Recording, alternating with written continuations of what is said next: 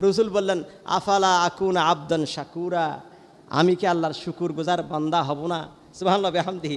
রসুলের গুনাহ নাই আর আমল করতেই আছে, আর আপনি বলতেছেন না আমি তো রমজান আমল করছি, আর কি আমলের দরকার, একটু একটু বিরতি নিই, ঠিক না বলেন? নাউজুবিল্লাহ বলেন। আপনি যে বিরতি নিছেন, আপনার আসলে বিরতি যদি চলে আসে, আপনার গ্যারান্টি ওয়ারেন্টি কে দিছে? আপনার কোনো গ্যারান্টি আসেনি কখন যে আপনার হুকুম চলে আসে। আপনার কত বন্ধু বান্ধব চলে গেছে চিন্তা করে দেখেন। আপনাকে আল্লাহ যা দিচ্ছে, এখানে স্পিয়ার চলতেছে, যে আপনার বন্ধু বান্ধব কত চলে গেছে দেখেন, আপনার ছোটো কত মানুষ চলে গেছে দেখেন। আপনি মনে করতেছেন না আমি আরও তো 10 বছর 20 বছর 30 বছর তো পাবো ইনশাআল্লাহ। তা আপনি কার সাথে চুক্তি করছেন আরও 20 বছর পাবেন? একটু চিন্তা করে দেখেন যে দুনিয়াতে কিভাবে থাকবেন, কিভাবে চলবেন, দুনিয়ার সাথে কিভাবে আচরণ করবেন, সে কথা সৈয়দুল মুরসালিন আপনাকে বলে দিয়েছে। কি বলেছেন? কুন ফিদ দুনিয়া কা আন্নাকা গরিব আও আবিরু সাবিল। সুবহানাল্লাহ বিহামদিহি। রাসূল বললেন, তোমাকে তো দুনিয়ায় থাকতে হবে, দুনিয়ার ছোট্ট একটা হায়াত দিয়ে তোমাকে আল্লাহ পাঠিয়েছে।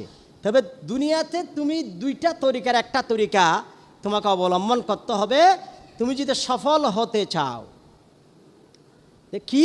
একটা হইল কুন ফিদ দুনিয়া কা আন্নাকা গরিব, তুমি দুনিয়াতে থাকবা, মনে করবা তোমার আসল ঠিকানা দুনিয়া না, তুমি এখানে মুসাফির। তুমি দুনিয়াতে কি? মুসাফির। আপনি যদি আমেরিকায় যান 10 দিন 15 দিনের জন্য, 1 মাসের জন্য, 2 মাসের জন্য, ওখানে ঘর করবেন, দালান করবেন, প্রাসাদ করবেন, করবেন? কেউ করবে? বলতেছে আপনি দুনিয়াতে হলেন প্রবাসী। তো প্রবাসী মানুষ আমেরিকা, যুক্তরাষ্ট্র, যুক্তরাজ্য, ইংল্যান্ড, অস্ট্রেলিয়া, কানাডা, যেখানেই যান না কেন, ওনার মনটা কোথায় থাকে? দেশে, সন্তানের সাথে, বাবার সাথে, হ্যাঁ পরিবারের সাথে। কখন চলে আসবে, কখন চলে আসবে, মনের মধ্যে একটা অস্থিরতা। টাকা পয়সা কিছু হইলে দেশে চলে আসে, ঠিক কিনা? একটা ঘর করলে দেশে করে, একটা দোকান করলে দেশে করে, ঠিক কিনা বলেন? তা আল্লাহ রসুল বলতেছে দুনিয়াটা তোমার আসল জায়গা না, আসল ঠিকানা তোমার জান্নাহ। তুমি ঘর বানাইলে জান্নাতে বানাও, দালান করলে জান্নাতে করো, গাড়ি কিনলে জান্নাতে গাড়ি কিনো। এখানে তোমার বসবাসের জায়গা না, এটা তুমি এখানে মুসাফির। সুবহানাল্লাহ বিহামদিহি। তুমি এখানে কি? মুসাফির। আল্লাযীনা ইয়ারিসুনাল ফিরদাউস। ফিরদাউস হইল আমাদের ওয়ারাসি সম্পদ। ওয়ারাসি সম্পদ মানে বাবার থেকে, মা থেকে যেটা পাই, এটা ওয়ারাসি সম্পদ বলে। আমাদের বাবা আদম আলাইহিস সালাম জান্নাতে ছিল, ওখান থেকে বের হয়ে এসেছে। এ বাবার সম্পদ উত্তরাধিকার সূত্রে পেয়েছি আমরা জান্নাত। ওই জান্নাত থেকে যদি আমি বঞ্চিত হই, তাহলে কি আমি চালাক হব না চতুর হব, নাকি বেকুব হব? বেকুব, ঠিক কিনা বলেন? কুন ফিদ দুনিয়া কান্নাকা গরিব, তুমি মুসাফির।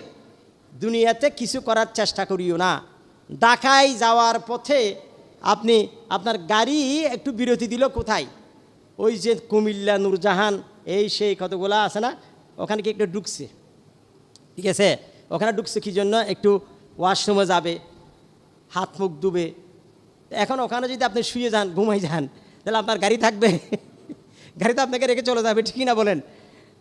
কারণ আপনার গন্তব্য কোথায়? ঢাকা। রাস্তায় নামছেন ওয়াশরুমে যাওয়ার জন্য, এখন যদি আপনি শুয়ে পড়েন, তাহলে আপনাকে মানুষ সালাক বলবে, ঠিক কিনা বলেন? সালাক না চতুর? আপনি সালাকও না, চতুরও না, আপনি বেকুব, ঠিক কিনা বলেন? এই জন্য রসুলকে বলেছেন আপনি দুনিয়াতে হইলেন মুসাফির, আপনি দুনিয়াতে হইলেন প্রবাসী। প্রবাসী। এরপর রসুল বললেন অথবা, অথবা কুন ফিদ দুনিয়া কান্নাকা গরিব আও আবিরু সাবিল, অথবা পথচারী। এই যে আমি একটু আগে যে মেসালটা দিলাম, পথচারী। পথচারী, আপনি ঢাকায় যাচ্ছেন, যে একটু করে বললাম।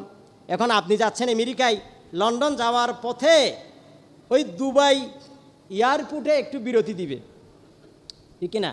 দুবাই এয়ারপোর্টে বিরতির জন্য 1 ঘন্টায় বিরতির জন্য নামছেন। আপনি যদি সুন্দর করে বাথরুমে ঢুকে তালা মারি বলছেন আমি বের হব না, বের হব না আমি, আপনি যাইতেছেন কোথায়? লন্ডন।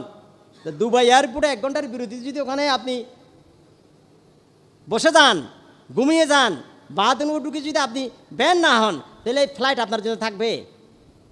রসুল কি সুন্দর একটা উপমা দিলেন, চিত্রায়ন করলেন, যে দেখেন আপনি পথচারী, দুনিয়াটা হলো আপনার পথের হায়াত। পথের হায়াত, আপনার আসল ঠিকানা জান্নাত। এখানে স্থায়ীভাবে বসবাসের চিন্তা করিয়েন না, হাজার হাজার কোটি টাকার দরকার নেই, ঠিক আছে না? ডক্টর মতিউর রহমানে কিপটা দেখেন না ওই দিন, হাজার হাজার কোটি টাকার মালিক। কালকে পেপার আসছে তার বান্ধবী, তারও নাকি পাহাড় পরিমাণ সম্পদ, আল্লাহ হেফাজ করুন। ঠিক আছে না? এত টাকা কি করবেন, এত টাকা কি করবেন? চোখ বন্ধ হইলে, নিঃশ্বাসটা বন্ধ হইলে এগুলো খাইতে পারবেন? নিঃশ্বাস থাকলেও আল্লাহ যদি ডায়াবেটিস দে, হ্যাঁ, হার্টের সমস্যা দে, কোলেস্ট্রলের সমস্যা দে, কি সুন্দর পাক করি আনছে গরুর মাংস, কুরবানির মাংস, গ্রান উঠতেছে, দিলে মানে আমি খাই না, মানে আমি গরুর মাংস খাই না। তো গরুর মাংস খাই না মানে আপনাকে খাওয়া বন্ধ করে দিছে আল্লাহ, ঠিক না বলেন?